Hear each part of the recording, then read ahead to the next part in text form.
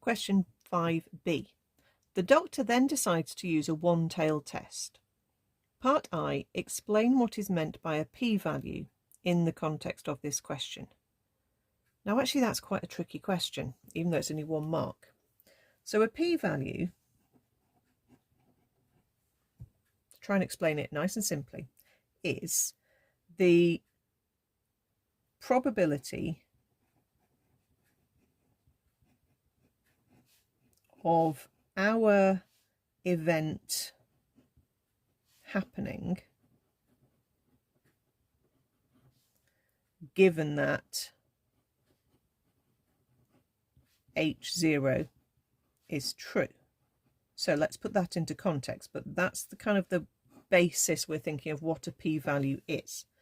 So our event is that 40 patients then take too little exercise after their behaviour change programme, given that the proportion is still 34% of patients. Okay, so here in context we can say that the p-value is the probability of 40 or fewer. Okay, when you're thinking about which way is it 40 or more, is it 40 or less, what you can do is work out what would you have expected of 34% of 156, and we would have expected 53 people. Okay, so it's gone down.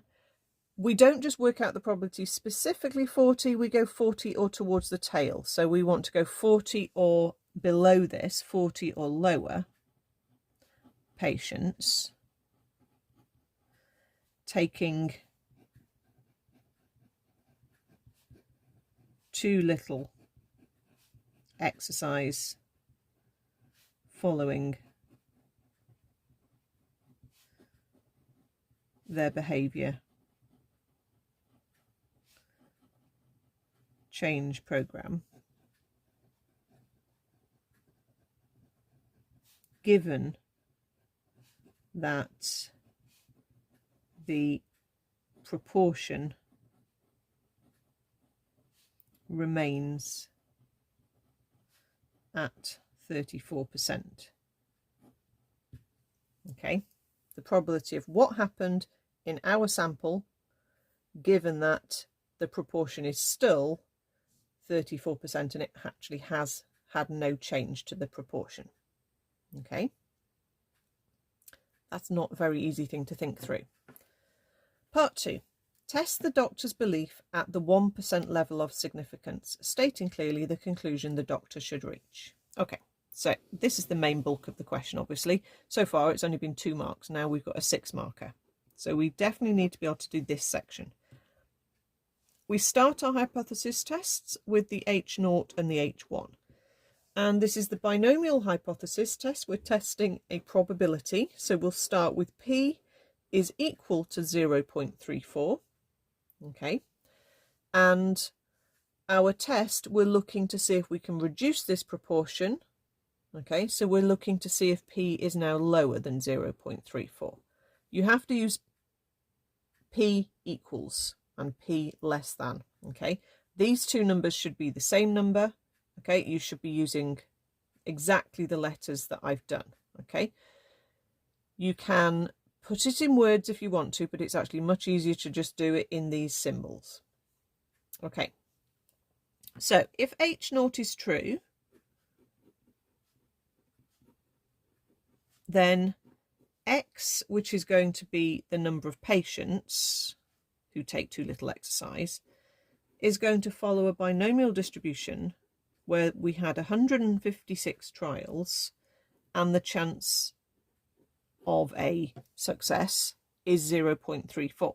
Okay, if you consider a success is a person who takes too little exercise. Okay, so capital X is the number of patients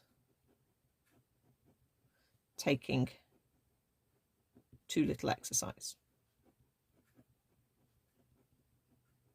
Okay, you don't have to state that bit. Right, so we're going to work out the probability of what happened in the sample happening. Okay, so as we've said earlier here in part 1, the 40 is less than we would have expected because 34% of 156 was 50 something people. Okay, so what we need to do is work out the probability of what happened, okay, which is working out the probability of 40 or less than 40 using the binomial of 156 and chance 0.34. So let me just draw a diagram to try and illustrate what's going on. If you've got a binomial distribution with a 156 as n and the chance of success 0.34, you're going to have a binomial graph. Now I'm only drawing a bit of it just to show you what's going on. You're going to have a binomial graph that's basically got a peak at the 34% of 156, which was about 53 people. Okay, it's slightly unsymmetrical because obviously this is not 0.5, it's slightly skewed, but not very skewed. Okay, we had in our sample 40. Okay, so let's say that line represents 40. We want not just to work out the chance of 40 out of 156 patients, we want to work out all of the tail. Okay, we want all of that section there, because if we came to the same conclusion at 40, we'll come to exactly the same conclusion at 39 or 38 or 37 or all the way down to the lowest numbers. So we always have to work out the probability of the number that happened and then towards the tail. Okay, so that is why we look for x less than or equal to 40. And also, it should match the direction in H1 if this is a one-tailed test. Okay, if that's a two-tailed test, you do really have to think about which direction you're going to need to take your values in. Okay, so we're going to use BCD. So we go into menu, BCD, and we're going to say that we are looking for 40 out of 156 with a probability of 0.34. Okay, and that gives me the probability is 0.015 roughly. Okay, that basically means it's about a 1.5% chance. Okay, and this is the p-value, this decimal that we've just worked out. Okay, the chance of having 40 or fewer patients given that the probability is still 0.4. Remember, we use the 0.34 there. Okay, this is a very small chance, but look, it said test it at the 1% level of significance. Okay, so even though it's a very small probability of happening, it's still not small enough for this significance level. Okay, if that had been the 5% level, then we would have said, oh yes, okay, that's small enough. But it's not small enough. Okay, our significance level is 1%, and our probability has not gone below that level. Okay, so that means there is not evidence, or not enough evidence, let's say, because there nearly is, but there's not enough evidence to reject H0. So we're basically saying, okay, it is very unlikely, but it's not unlikely enough that this event of 40 could happen whilst the 0.34 is still true. Okay, as I said, if that had been 5%, we would have said there is enough evidence and we would have rejected H0. So it very much depends on the percentage level we want to be using. Okay, so we're not going to reject H0. Let's put that in context. That's going to mean that there is not sufficient or not enough evidence to suggest the behaviour change program has reduced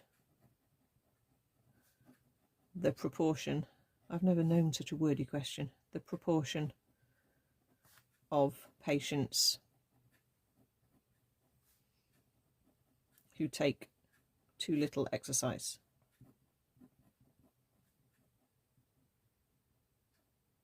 Okay, that's an unpleasantly awkward question, really, and I think it's just the wordiness of it that's actually makes it feel more difficult.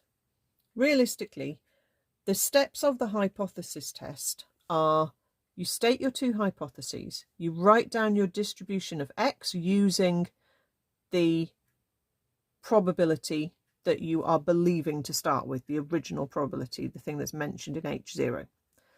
You then work out what part of the X values you're going to work out in terms of, like, are you going to work out 40 or more or 40 or less? You need to think about going towards the tail.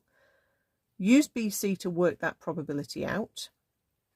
Compare that to your significance level. If it is lower than the significance level, you say that is enough evidence. You can reject H0. Okay. And in this case, you could say there is enough evidence to say the behaviour change has worked. Here, it wasn't quite small enough because we were comparing it to a 1%. So we will say there isn't enough evidence to suggest the behaviour change programme has reduced the proportion of patients who take too little exercise.